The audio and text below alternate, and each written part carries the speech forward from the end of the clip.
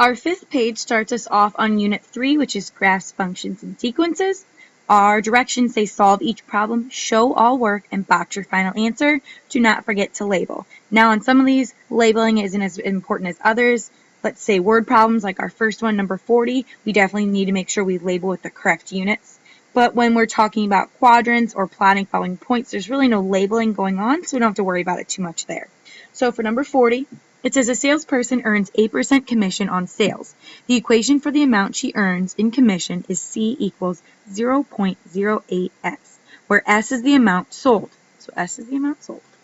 How much commission will she earn if the amount sold is $6,800? So we know that S is the amount sold, and we're given an amount for this problem. So what we're first going to do, always recopy your equation. So C equals 0.08S or 8/100ths S. Now we know our S to equal 6,800. So I'm going to rewrite this problem right underneath with my plugged in number that I know for my variable. So C equals 0.08 times 6,800. Now when I were to line this up and do my multiplication here, I'd get 54,400, but I have two numbers behind my decimal, so I swoop my decimal place twice to the left, and I'm getting C equaling 544. Now, I've showed my work. I need to restate the problem and answer the question. So I need to make sure I'm wrapping with complete sentence, complete thought here.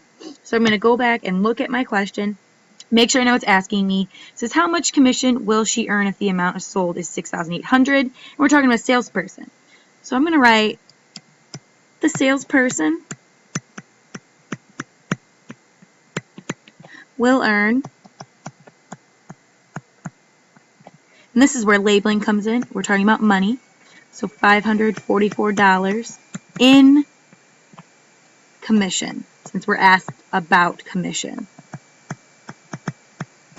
And we're done with that problem there. Now the next problem, 41, is talking about plotting points on a quadrant, or enlisting each quadrant. So what I did, I already drew out my X and Y axis, just so I wouldn't waste time on this video drawing it, since you guys, I'm sure, know how to draw these.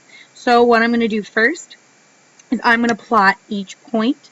So I'm going to go A is -3, 1. Remember, this is the X, and this is the Y. So -3, +1. And again, I'm going to plot that point, and then I'm going to label it so I know that you know how to actually plot these points. So that is point A.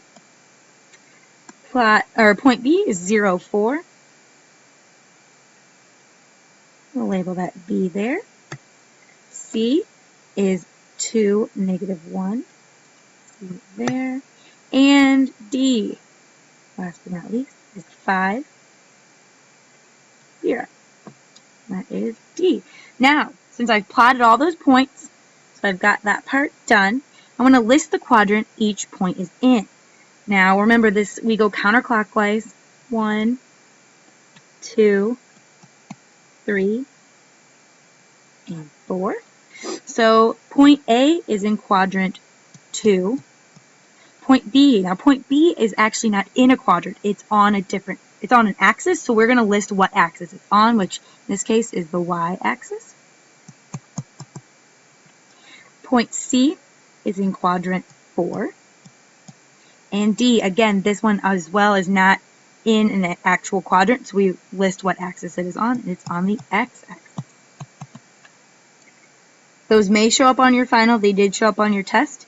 And again, they're on this review guide, so make sure we know which axis is which and which quadrant is which. So I would suggest, if we get to a point you see that on your test, label the quadrants right away so we don't forget.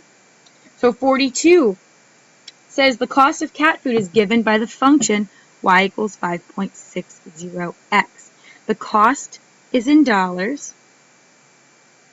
and X represents the number of pounds bought. How much do 37 pounds of cat food cost? So I'm given my X value. So I'm going to first copy down the equation y equals 5.60x, and X stands for the number of pounds bought, and we have 37. So again, I'm going to rewrite this. Y equals 5.60, and my x here is 37. So if I did my multiplication out here, I were to do all of that, I would get 20,720. 20,720, there we go. And we have two numbers behind my decimal, so again, I swoop it twice to the left. I get y to equal 207.20. Now, again, we have to rapid math, make sure we do complete sentence, complete thought, go back and make sure we answer the question completely. How much do 37 pounds of cat food cost? So we're just going to restate that. 37 pounds of cat food costs, this is where labeling again comes in, $207.20. And that is my final answer there. Now, last problem on this page. Determine if the relationship represents a function. Use complete sentences to explain why or why not. So there's a couple ways we can approach this. I'm going to kind of mention both. One quick way we can check is do a quick little sketch of what this would look like if we graphed it. Let's do that real quick. So 0, -5, 1, 4, 2, 0, 3, 4. Now I've plotted these 4 points here. Put that one in the wrong spot. Let me redraw that one.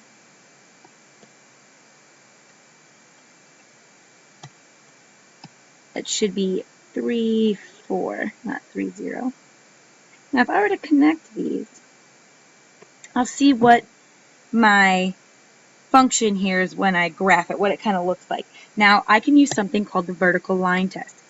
And if I draw a vertical line, the vertical line test says if I draw a vertical line anywhere on this graph, that vertical line will only cross my function or my graph here once. Now when I draw, there's no spot on this graph. If I draw a vertical line, it'll cross more than once. So I know automatically that this is a function. Also, we have that rule that says for every one x value, there's only one y value. Now, there are the same y values here, but it's just for one x. If there was a 1, 4,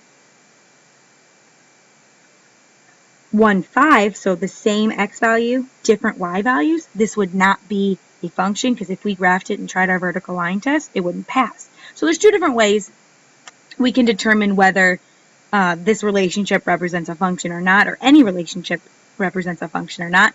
So I am going to use my complete sentences and explain that this is a function.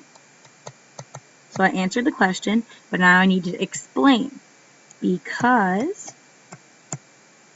for every x value, there is only one